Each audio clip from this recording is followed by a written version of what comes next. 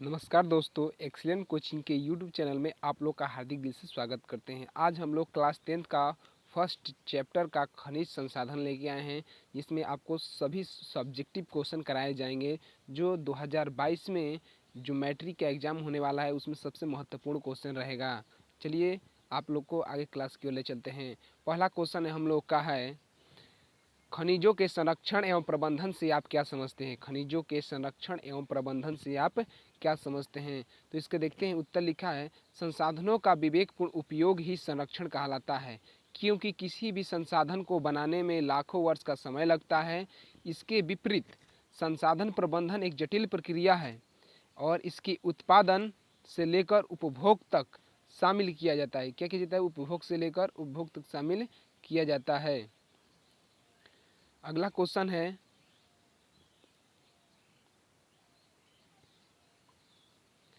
खनिजों के आर्थिक महत्व का वर्णन कीजिए। खनिज का आर्थिक महत्व क्या है, इसके बारे में इसमें जानेंगे। तो देखते हैं, खनिज एक प्राकृतिक रूप से विद्यमान समरूप तत्व है। कहा जाए तो खनिज जो संसाधन है एक प्राकृतिक रूप से क्या है, विद्यमान है, जिसका निश्चित आंतरिक संरचना है। और हमारे जीवन में खनिजों का विशेष आर्थिक महत्व औद्योगिक उत्पादन के लिए खनिज एक आधारभूत जरूरत होती है। इसके अभाव में न तो किसी उद्योग एवं न किसी राष्ट्र के विकास की कल्पना की जा सकती है। अगर इसके उद्योग ना हो तो ना राष्ट्र की विकास हो सकता है, ना कोई भी, ना वो देश आगे बढ़ सकता है। खनिज ऐसा संसाधन है कि जिसके चलते एक देश दूसरे देश से आगे बढ़ सकता है। अगले क्वेश्चन की ओर ले चलते हैं। अधात्विक खनिज किसे कहते हैं? अधात्विक खनिज किसे कहते हैं और उदाहरण देकर समझाएं।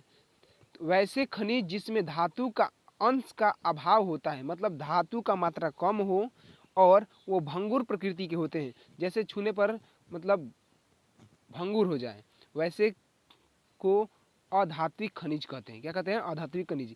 इन पर चोट मारने पर ये क्या होता है, टूट जाता है। जैसे में कहा जाए डोलामाइट, हीरा, अवरक, चूना पत्थर इत्यादि, इसी के उदाहरण है सब। इसमें लाइमस्टोन का सर्वाधिक औद्योगिक महत्व है। क्या है? लाइमस्टोन का सर्वाधिक औद्योगिक महत्व है। अगले क्वेश्चन की ओर ले चलते हैं। धात्विक खनिज के दो प्रमुख पहचान क्या हैं? जो हमारे धात्विक खनिज हैं इसके दो प्रमुख पहचान क्या हैं?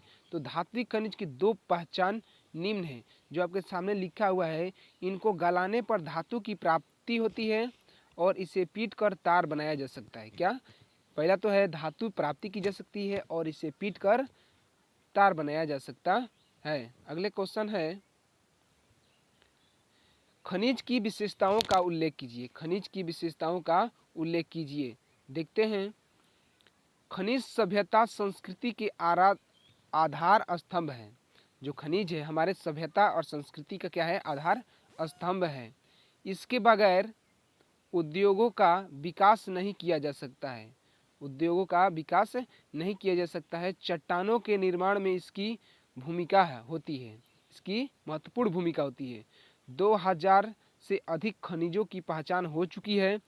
इसमें 30 खनिज का आर्थिक दृष्टि से विशेष महत्व है, मतलब जो इसमें 30 खनिज है इसमें आर्थिक दृष्टि से विशेष महत्व रखते हैं।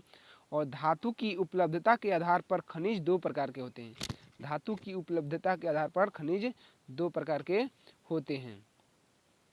अगला क्वेश्चन है, मैग्नीज के उपयोग पर प्रकाश डालिए। मैग्नीज जो होता है इसके उपयोग पर क्या डालना है, प्रकाश डालना है, मतलब उसके बारे में बताना है कि किस किस चीज़ में उपयोग में किया जाता है। तो उत्तर आप लोग के देखते हैं सामने। मैग्नीज एक अत्यंत उपयोगी खनिज पदार्थ है। इसका इस्पात निर्माण सहित अनेक मिश्र धातु में निर्माण किया जाता है। जैसे कहा जा सकता है कि इस्पात जो है, इस्पात के साथ साथ अनेक मिश्र धातु के निर्माण में इसका उपयोग किया जाता है। इसके अतिरिक्त सूखा सेल बनाने में किया जाता है, फोटोग्राफी बनाने में, चमड़ा एवं माचिस उद्योग के साथ साथ रंग रोगन को तैयार किया जाता है। और ये सबसे क्या होता है, इसमें महत्वपूर्ण भूमिका निभाता है। अगला क्वेश्चन है, मोनाजाइट भारत में कहाँ कहाँ पाया जाता है? मोनाजाइट भारत में कहाँ कहाँ पाया जाता है? मोनाजाइट केरल राज्य में प्रचुर मात्रा में पाया जाता है। क्या? केरल राज्य में सबसे अधिक पाया जाता है और इसके अलावा, इसके अतिरिक्त तमिलनाडु, आंध्र प्रदेश, उड़ीसा आदि राज्यों के तटीय भागों में इस खनिज का उत्खनन हो रहा है। कहाँ कहाँ ये पाया जा रहा है? तो ध्यान रखिएगा, ये सबसे इंपॉर्टेंट क्वेश्चन है, ऑब्जेक्टिव में भी पूछा जा सकता है कि मोनाजाइट किस राज्य में प्रचुर मात्रा में पाया जाता है? तो केरल राज्य में, और उसके अलावा पूछे तो तमिलनाडु, आंध्र प्रदेश और उड़ीसा राज्यों में पाया जाता है। अगला क्वेश्चन है, जलोढ़ मृदा से आप क्या समझते हैं? जलोढ़ मृदा क्या होता है, इसके बारे में बताना है। इस मृदा में कौन कौन सी फसल उगाई जा सकती है? वैसी मिट्टी जिसका निर्माण नदियों द्वारा लाए गए तलछट, क्या? तलछट के निक्षेप से होता है, उसे जलोढ़ मृदा कहते हैं। मतलब वैसी जो नदी का निर्माण हो रहा है, द्वारा जो नदी बहाकर लाता है और उसके निक्षेप से जो जम जाता है, तो उससे मिट्टी का निर्माण होता है, जिसे जलोढ़ मृदा कहते हैं। इस मिट्टी में पोटास एवं चूने की अधिक मात्रा होती है। जो जलोढ़ मृदा होता है, इसमें पोटास और चूने की अधिकता मात्रा होती है। नाइट्रोजन एवं ह्यूमस की कमी होती है। इसमें नाइट्रोजन और ह्यूमस की क्या होती है? कमी होती है। इस मिट्टी में धान, गेहूँ, गन्ना, दलहन के लिए काफ़ी उपयोगी होता है ये मिट्टी। इसके साथ ही इस मिट्टी में आलू, विभिन्न प्रकार के सब्जियां भी काफ़ी मात्रा में क्या की जाती है? उत्पादित की जाती है। अगला क्वेश्चन है, भूक्षरण किसे कहते हैं? भूक्षरण किसे कहते हैं? तो मृदा अपने स्थान से विविध क्रियाओं के द्वारा हस्तांतरित होना भूक्षरण कहलाता है। मतलब कहा जाए कि मृदा अपना एक जगह से स्थान में दूसरे जगह अगर किसी कारणवश चेंज कर देती है, बदल देती है, या मृदा नदियों के द्वारा बहा कर लेके चला जाता है, उसे क्या कहते हैं? भूक्षरण कहते हैं। यह भूक्षरण कई प्राकृतिक कारकों एवं तथा गतिशील जल, हिमानी, समुद्री लहरों के द्वारा नियंत्रित होता है तथा प्रभावित होती है। अगला क्वेश्चन है, जलोढ़ मृदा के विस्तार वाले राज्यों के नाम बताना है और इस मृदा में कौन कौन सी फसल लगाई जाती है, इसका भी नाम बताना है। तो जलोढ़ मृदा के विस्तार वाले राज्य हैं जो निम्न में कौन कौन से राज्य हैं? उत्तर प्रदेश, बिहार, पंजाब, गुजरात, राजस्थान, हरियाणा, पश्चिम बंगाल, असम। इस राज्यों में जलोढ़ मृदा पाई जाती है तथा इस मृदा में गन्ना, चावल, मक्का, दलहनी जैसी फसलें लगाई जाती हैं।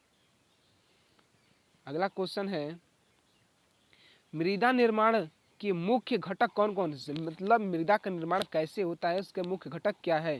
देखते हैं, मृदा निर्माण के मुख्य 5 घटक है। कौन कौन से हैं? 5 घटक है, जिसमें स्थानीय जलवायु, पूर्ववर्ती चट्टानें एवं खनिज कण, वनस्पति एवं जीव, भू आकृति एवं ऊंचाइयाँ तथा मृदा निर्माण में लगा समय। अगला क्वेश्चन है, जो सबसे बहुत इम्पोर्टेंट क्वेश्चन है, खादर और बांगर में अंतर स्पष्ट करें। मतलब खादर मिट्टी क्या होता है और बांगर मिट्टी क्या होता है? तो ये होता है, नवीन एवं उपजाऊ मिट्टी को खादर कहा जाता है। जो नदियों के द्वारा बहा कर ले आता है, उस नवीन मिट्टी को क्या कहते हैं? खादर कहते हैं। और पुरानी जलोढ़ मृदा को क्या कहते हैं? बांगर कहते हैं। खादर मिट्टी में बाढ़ का प्रभाव होता है और बांगर मिट्टी में बाढ़ का प्रभाव नहीं होता है, क्योंकि पुराना हो सकता है और ये नया होता है। उत्तरी बिहार एवं गंगा के मैदान क्षेत्र में इसका उदाहरण मतलब सबसे ज़्यादा पाया जाता है। ये महाराष्ट्र एवं पंजाब के भूमि में इसका निर्माण होता है। कहाँ पर? ये महाराष्ट्र पंजाब के भूमि इसका उदाहरण है। अगला क्वेश्चन है, मृदा संरक्षण में कोई प्रभावी उपाय बताएं। कोई भी प्रभावी उपाय बताएं। मृदा संरक्षण के प्रभावी उपाय क्या है? निम्नलिखित आपके नीचे लिखा हुआ है, जिसमें फसल चक्रण पद्धति अपनाकर मृदा को पोषणीय स्तर को बरकरार रखा जा सकता है। मतलब फसल चक्रण अपनाने से ये हो सकता है कि हमारे जो मृदा का पोषणीय स्तर है वो बरकरार रखा जा सकता है। तो इससे कहा जाए कि फसल, अगर एक फसल के बीच में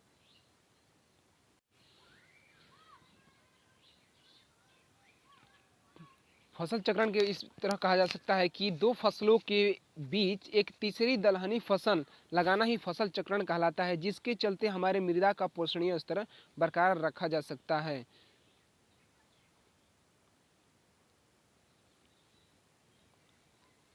क्या बरकरार रखा जा सकता है। और दूसरा है रासायनिक उर्वरक की जगह जैविक कंपोस्ट खाद का उपयोग करके मृदा संरक्षण किया जा सकता है। मतलब दो तरह है फसल चक्रण की पद्धति को अपनाकर और रासायनिक उर्वरक की जगह आप जैविक या कंपोस्ट खाद देकर मृदा को संरक्षण कर सकते हैं, बचा सकते हैं। अगला क्वेश्चन है फसल चक्रण मृदा संरक्षण में किस प्रकार सहायक है। जो अभी तुरंत आप लोग को बताएं कि फसल चक्रण है और उस मृदा संरक्षण में उसका क्या सहायक है। फसल चक्रण द्वारा मृदा का पोषण स्तर को बरकरार रखा जा सकता है। गेहूं, चावल और मक्का आदि आलू में लगातार उगाने से मृदा के पोषक तत्व में क्या हो जाती है, कमी हो जाती है। इसे तिलहन एवं दलहन की खेती से पुनः प्राप्त किया जा सकता है। इससे नाइट्रोजन का स्थिरीकरण होता है और इसलिए फसल चक्रण मृदा का संरक्षण बना सकती है। आपको बताएं कि दो फसलों के मध्य एक तीसरी दलहनी फसल लगाना ही हमारा फसल चक्रण कहलाता है, जिससे हमारे खेतों में नाइट्रोजन का स्थिरीकरण हो जाता है, जिससे हमारे मिट्टी की जो पोषणीय स्तर होती है वो बरकरार हो जाती है और फिर उस खेत में आप दूसरे फसल को लगा सकते हैं। अगला क्वेश्चन है हम लोग का समोच्च कृषि से आप क्या समझते हैं। समोच्च कृषि से आप क्या समझते हैं, चलिए आइए देखते हैं।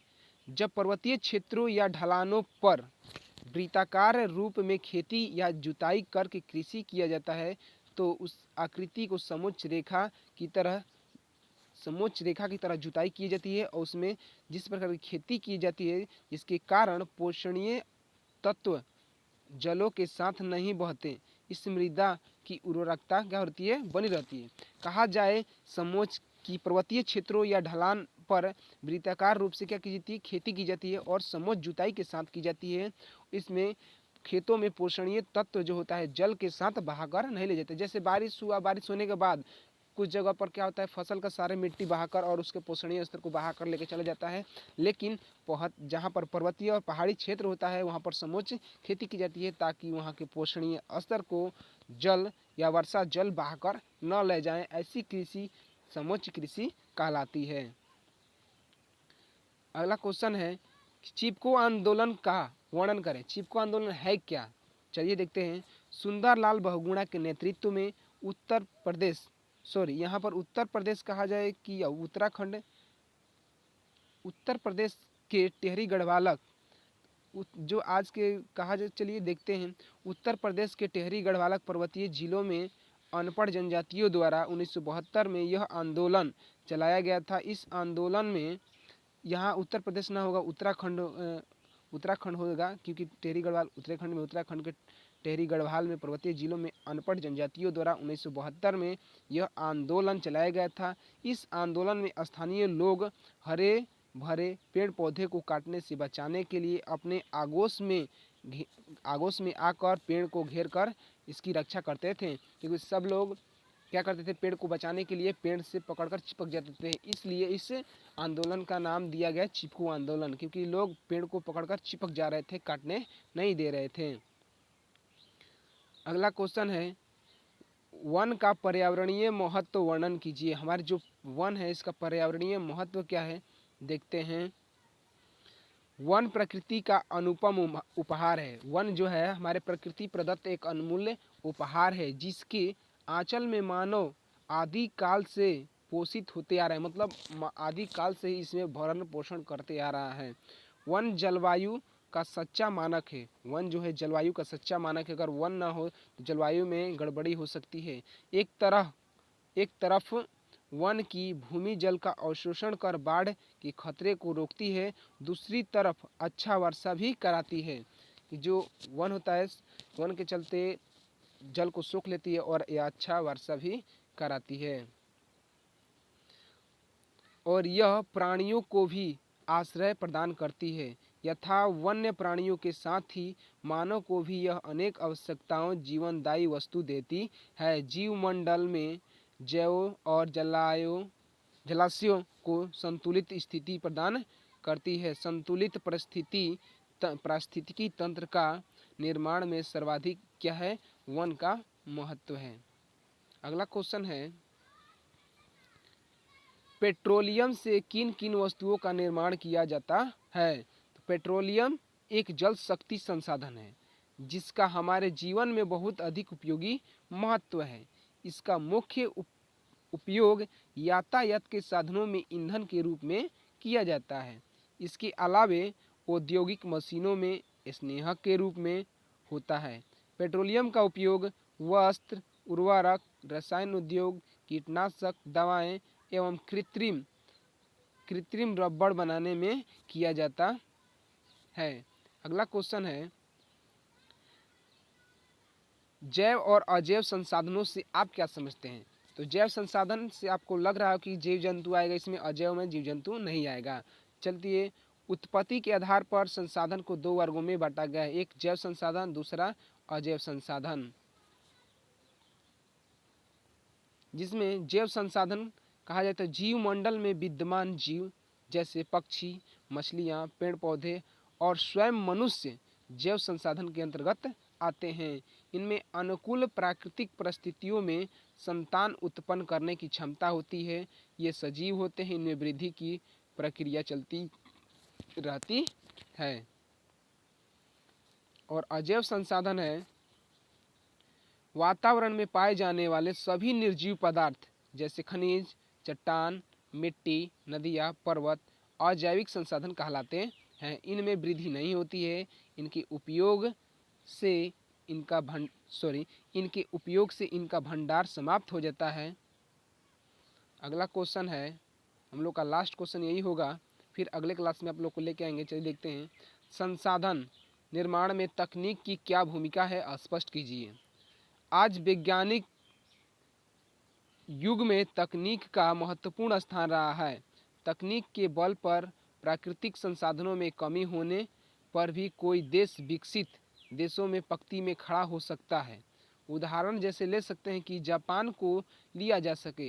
प्राकृतिक संसाधन की कमी होने के बावजूद भी इस देश ने अपनी तकनीक एवं विवेक के आधार पर स्वयं को विकसित देशों की श्रेणी में लाकर खड़ा कर दिया है और इससे संसाधन निर्माण में